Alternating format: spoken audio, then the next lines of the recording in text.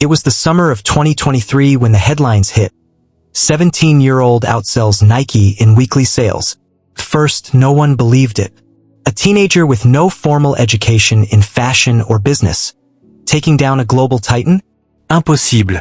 But behind that viral moment was a brutal, sleepless journey that nearly killed him. Just 6 months before that, he was squatting in an abandoned building, living off canned beans and vending machine coffee. No parents. No savings. Just a duffel bag full of t-shirts and a fire inside him that wouldn't die. They said he was crazy when he turned down the $2 million buyout. They said he wouldn't last a month in the cutthroat world of fashion. They said he was just a trend. But they didn't know what he had already survived. This is the story of Trey Martin, the kid from East Flatbush who almost outsold Nike. And if you think this is just about clothing, you're wrong. It's about obsession, betrayal, loss, and the will to rise again. Because behind every overnight success, there's a war the world never sees. Trey Martin was born in 2005 in East Flatbush, Brooklyn, a neighborhood where people knew hustle better than hope. His mom worked 2 jobs, his dad left when he was 5, and Trey grew up understanding early that nothing came easy. From as early as 8, he was always sketching. Not superheroes or cars like other kids, just outfits, hoodies, sneakers, logos. He'd rip the labels off thrift store clothes and redesign them with markers. He didn't know it yet, but he was designing his future. At school, Trey was quiet. Not dumb, just distracted. Teachers called it a lack of focus. But his sketchbook told a different story. Pages filled with intricate designs. Slogans like, built from ashes and noise over silence. A guidance counselor once said, Trey's head is in the clouds. Maybe it was. But those clouds held billion-dollar dreams. His mom noticed too. She saved up and bought him a second-hand sewing machine when he was 13. He didn't know how to use it at first. But YouTube became his mentor. Every night, after homework, he'd stitch until his fingers bled. Hoodie after hoodie, shirt after shirt. They lived paycheck to paycheck. Lights would go out for days. Sometimes there wasn't dinner. But Trey kept sewing. He said, "When I stitch, I don't feel poor. I feel powerful." By 15, he was selling custom hoodies out of his locker. Nothing big, just $30 here and there. But each sale felt like a revolution. He called his little line Ashes. His first real heartbreak wasn't from love. It was when his mom got evicted. They had nowhere to go. For weeks, they stayed in shelters. His sewing machine got stolen. That night, he cried like a kid again. But something changed in him. He said, "If this world's gonna break me, it's gonna have to try harder." He picked up a side job at a local bodega and saved every penny. He started sketching again. And then, he met someone who would change his life. It was at a sneaker resale pop-up in Bushwick that Trey met Devin Price, a 26-year-old graphic designer and streetwear junkie who noticed Trey's sketches pinned to his backpack. "These yours?" Devin asked. Trey nodded, hesitant. "They don't suck. Ever think of dropping a real line?" That question haunted Trey for days. He had no money, no machine, no platform. But he did have an idea. A clothing line built on pain. Real pain. Every piece would carry a story. Every design, a message. Devin offered to help build the brand. Free logo design. A Shopify site. Even a little capital. They brainstormed night after night. The name? Ashes. The motto? Nothing grows without fire. Trey borrowed $500 from his cousin. Enough for their first run of 50 hoodies. They launched the site, ran a few Instagram ads, and waited. Nothing. 1 hoodie sold in the first week. Trey was crushed. Devin stayed optimistic, but Trey spiraled. "Maybe I'm just another broke kid with a dream," he said.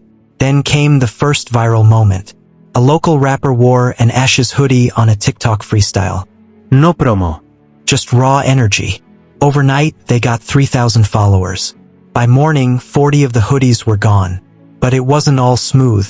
They were fulfilling orders from Devin's basement. Hoodies came in late. Some sizes were wrong. One customer posted a rant that nearly tanked their reputation. Still, the orders kept coming. Trey was finally seeing his dream become real. But he was about to learn that success attracts shadows. The cracks started small. Devin began showing up late. Money started going missing. Trey confronted him, but Devin brushed it off. Then the email came. A cease and desist from a major streetwear brand claiming Trey had copied their design. Devin admitted he used a template he didn't have rights to. Just like that, their payment processor froze their funds. They had $20,000 stuck. No way to fulfill orders, and customers demanding refunds. Trey was devastated. Devin disappeared. No calls. No texts. Just gone. Trey was 17, broke again, and hated online. Reddit threads called Ashes a scam. Instagram comments were brutal. One message read, "Stick to school, kid." He dropped off. Stopped posting. Stay offline. Lived in an abandoned building near the train tracks. No heating. No light. Just a notebook and a pen. But he kept writing. Not designs, but letters.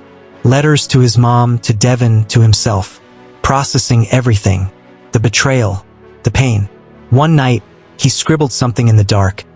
"They can take my name, my money, my team, but they can't take my story."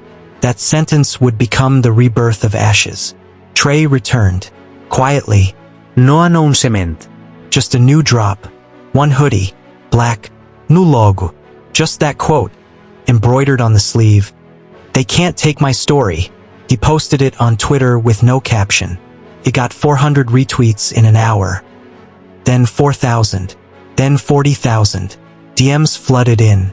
Influencers wanted to collab. People shared their own stories of betrayal and bounce back. Ashes wasn't just clothing anymore. It was therapy. Trey worked 20 hours a day.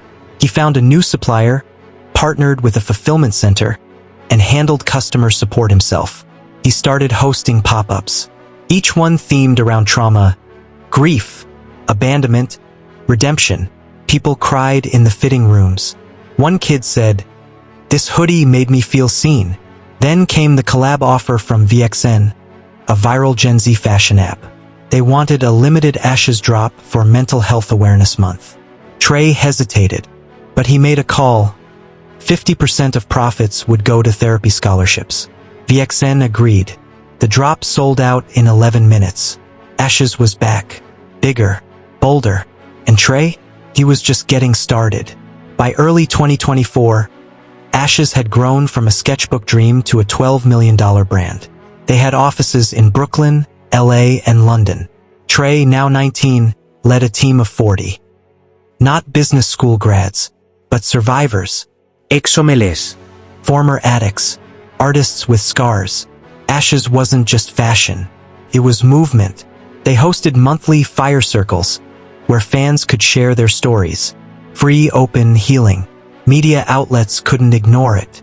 Forbes called Trey the voice of the broken generation.